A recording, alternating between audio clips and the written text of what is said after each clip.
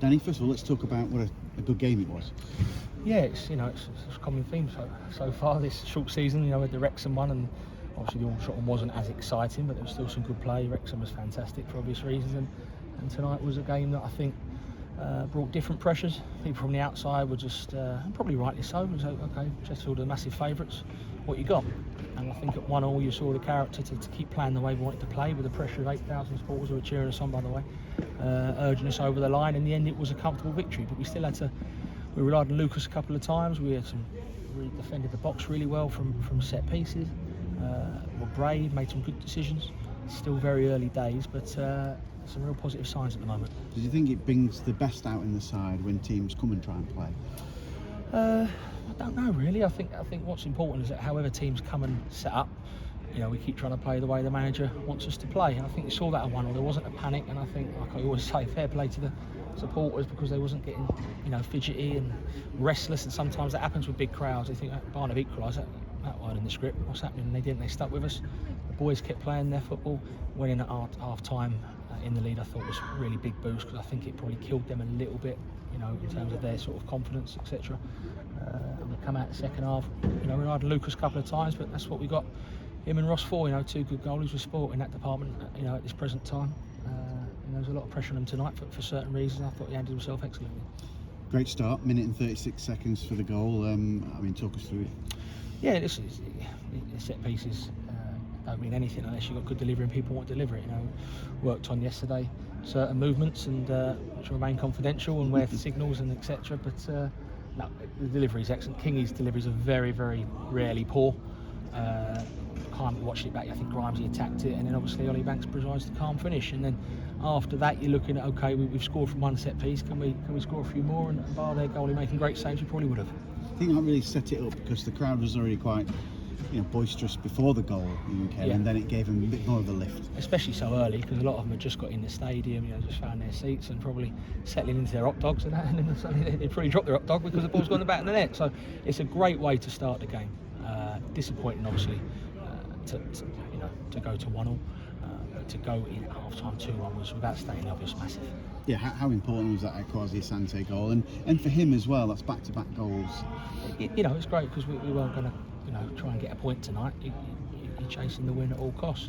So to go in at half-time, it brings a different pressure of, right, can we keep playing our game whilst making sure we don't give Barnet an equaliser and, you know, throw away a lead. So yeah, I think I keep saying that word, character was massive. You know, from the start of the game, even before we scored the early goal, was a character of, right, you know, we've got 8,000 people on us, what we're going to do. We turned up, then they equalised. Different type of pressure. Are we going to fold? Obviously not. And obviously second half, can we not only sort of keep the lead but add to it? So big ticks all round for the character. Let's talk about Lucas Coverland. Two really important saves he's made today. What was you thinking bringing him straight back into the side? Because you know, Ross Fitzsimons had a couple of clean sheets coming into the game. Yeah, it certainly wasn't an easy decision for the gaffer. Let me just say that. You know, Ross done excellent in the 3 games. It wasn't a simple, right, Lucas is available, let's throw him in. Ross has done excellent. Lucas is coming in the summer as our main man. You know, and bar a crazy 30 seconds at Dorking, he's carried himself excellently. So, like I say, there's pressure on him tonight. He knew that, and I thought you saw that it didn't affect his game. He's calm, he comes out, he does what he does, and that's what he's here for.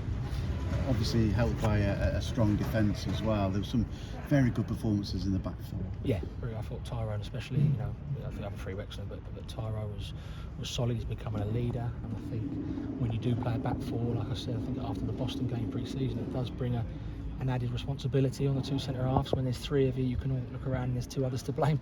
When there's 2 of you, you've got to make sure you're on it, and I thought they were, because Kabamba's been on fire for them, and we kept him very quiet.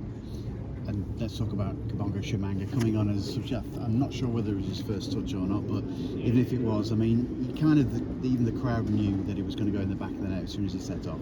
Yeah, that's nice. I said to the gaffer and Gary there, it's great. I think now they've seen, you know, what gets all the supporters so excited. You know, he's been great in training since he's come back. I keep saying the season was cut short from no fault of his own.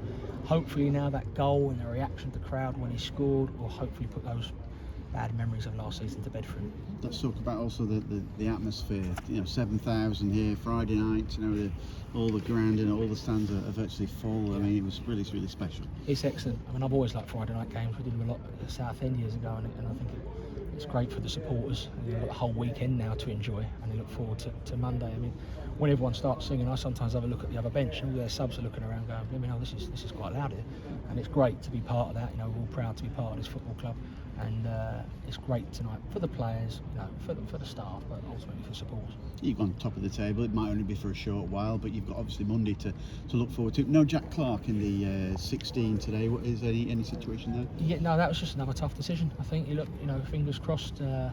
We've been all right with injuries so far, so there's going to be a lot of disappointed players on match day. Not only disappointed for not starting, but not even being on the bench. So I've said it before, and the gaffer and Gary keep saying it as well. It's a credit to them how they carry themselves. They trained a bit extra than the other lads yesterday. There was no sulking. They're doing it properly. They're ready to be called upon. Jack being one of them.